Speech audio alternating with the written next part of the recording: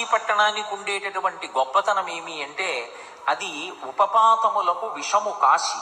పాతకములు అని పంచమహాపాతకాలు ఉంటాయి. పవిత్రమైన సభలో ఇప్పుడు ఆ పంచమహాపాతకాల గురించి మాట్లాడటం ఎందుకు? ఆ పంచమహాపాతకాలంత స్థాయి కాకపోయినా భయంకరమైన పాపాలు ఉంటాయి, ఉపపాతకాలు అంటారు. ఆ ఉపపాతములకన్నిటికీ కూడా విషపు చుక్క కాశీ, అవన్నీ కూడా నశించిపోతాయి.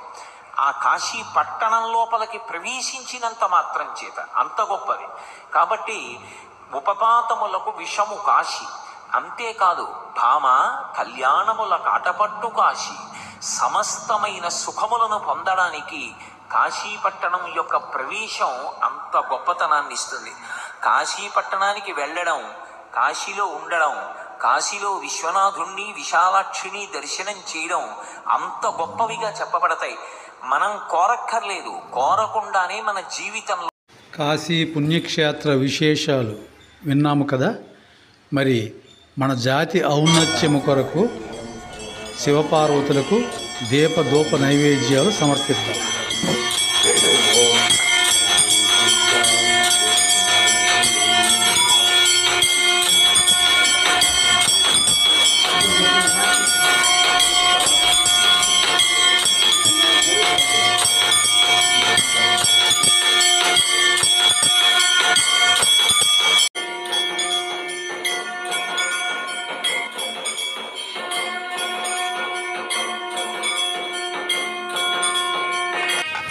మంగళ వాయిద్యాలతో వెలమ భవన్ ప్రారంభోత్సవం. ఓం శ్రీ మహాగణాధిపతి నమః. ఓం శ్రీ గురుభ్యో నమః. ఓం శ్రీ మాత్రే నమః. శుక్లం వరదం విష్ణుం శశివర్ణం చతుర్భుజం ప్రసన్నవదనం ధ్యాయేత్ సర్వవిఘ్నోపశాంతయే. అధిజానన పద్మార్కం విజానన మహర్నిశం ఏకదంతం భక్తానాం ఏకదంతముపాస్మహే. ఓం గురు బ్రహ్మ గురుర్విష్ణు గురుర్దేవో మహేశ్వరః గురు సాక్షాత్ పరబ్రహ్మ తస్మై శ్రీ గురవే నమః. సర్వదేవతాభ్యో నమః. ఓం కాశీ విశ్వేశ్వర స్వామి దేవతాభ్యో నమః. విశాలాక్షి దేవతాభ్యో నమః.